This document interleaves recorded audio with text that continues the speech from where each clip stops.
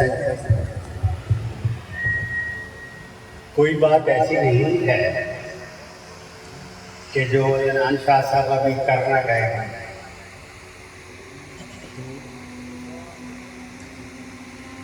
میری مؤدبانہ درخواست یہ ہے کہ 1:15 بج چکا ہے، تو ابھی تک ہماری محفل سماع شروع نہیں ہوئی، جو کہ چشت سلسلہ طریقت چشت اہل بہشت کی روح کی غذا ہے. وہ کیا ہے؟ محفل سماع. بات ذرا لمبی ہے لیکن میں شارٹ کر کے بتا دیتا ہوں. حضرت عبدالقادر جیلانی رحمۃ اللہ علیہ نے دعوت کی اپنے کزن جناب خواجہ معین الدین حسن چشتی اجمیری سنجری رحمۃ اللہ علیہ، المعروف حضرت خواجہ غریب نواز جدہ دربار شریف ہند راجستھان میں ہے. آپ نے سلسلہ چشتیہ کو ایک نئی تکلیف دی.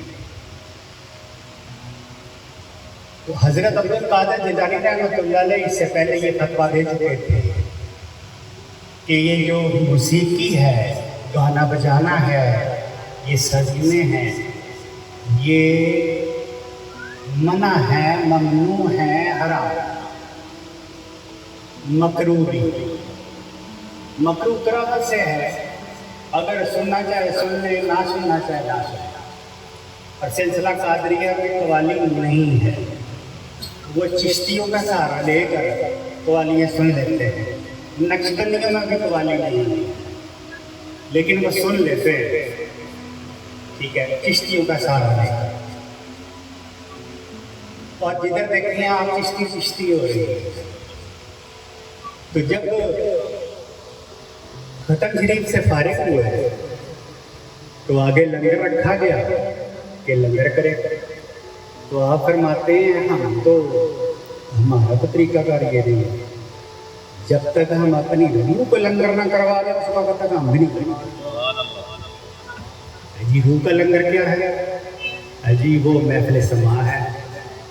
اب آپ اس پہ فتویٰ دے چکے تھے کیونکہ آپ عالم دین بھی گزرے ہیں، تو آپ فتویٰ دے چکے تھے کہ یہ جو محفل سماع ہے، سجدے ہیں، موسیقی ہے، یہ راگ ہے، راگنیاں ہیں اور گانا بجانا ہے، یہ مکروہ ہے، حرام. تو اب تو سوچنا پڑ گیا. آپ اٹھ کے گئے اور اپنے مریدین خاص کو طلب کیا اور کہا کہ مہمان نوازی کا جو اصول ہے وہ یہی ہے کہ ان کو ہر چیز مہیا کیا جائے، اب کہیں سے ڈھونڈ کے لاؤ. تو وہ ڈھونڈ کے کہیں سے کوئی پھٹے پرانے وہ ڈھول تبلے سزنے لے آئے اور بوڑھے بوڑھے قوال آ گئے. تو انہوں نے قوالی کی. تو حضرت عبدالقادر جیلانی رحمۃ اللہ علیہ نے اپنے آپ کو ایک کمرے میں بند کر دیا کہ آواز مجھ تک نہ جائے. لیکن آواز جاتی تھی، تو جیسے آواز جاتی تھی آپ اٹھ کے ٹیسٹ شروع کر دیتے تھے. ایک مرید خاص آپ کے پاس تھا، تو وہ آپ کی حالت باطن سے بھی واقف تھا اور حالت ظاہر سے بھی واقف تھا اور آپ کی کیفیت سے بھی واقف تھا. جب قوالوں نے 2 رباعیاں پڑھ لی تو آپ اچانک دروازہ کھول کے باہر آ گئے اور جلدی سے آگے سے بند کروا دیا. تو ان کا جناب کیا ہوا؟ کیوں بند کروا دیا؟ خواجہ معین الدین زمین آسمان ایک کر دیتا اگر ہم یہ محفل سماع بند نہ کروا. تو محفل سماع جو ہے یہ چشتیوں کی پہچان ہے، ان کی روح کی غذا ہے. چشت اہل بہشت یہ باعث سلسلہ ہے جو کہ جس کے چشت اہل بہشت بہشت کا ہے، بہشت کہتے ہیں جنت کو. اچھا دوسری بات یہ ہے کہ 1 بج چکا ہے. ہمارے ختم کا ٹائم کوئی معین نہیں ہے، دیر سے دیر ہوتی جا رہی ہے۔ اس کی وجہ کوئی بھی ہو سکتا ہے، چاہے وہ میں کیوں ہو، وقت پہ نہیں آتے۔ میں کسی سے نہیں کہہ رہا، میں اپنے آپ سے کہہ رہا کہ وقت پہ آنا چاہیے۔ سردیوں میں یہ عرس اگلا جو ہے یہ سردیوں میں آ رہا ہے، کم از کم 3 بجے ہر حالت میں پہنچ جائیں تاکہ چاند شریف کا پروگرام مکمل ہو جائے، اس کے بعد ختم شریف ہو جائے اور وقت سے قوالیاں ہو جائے۔ اور قوالیوں کا جو وقت ہے یہ عشاء کے فوراً بعد ہے، ٹھیک ہے؟ کوئی لمبا چوڑا ہی ہے، ہماری طرح 1 بجے 2 بجے کا طریقہ کار ہے کہیں کہتے نہیں ہے، ٹھیک ہے؟ یہ جو لوگ کہتے ہیں نا کہ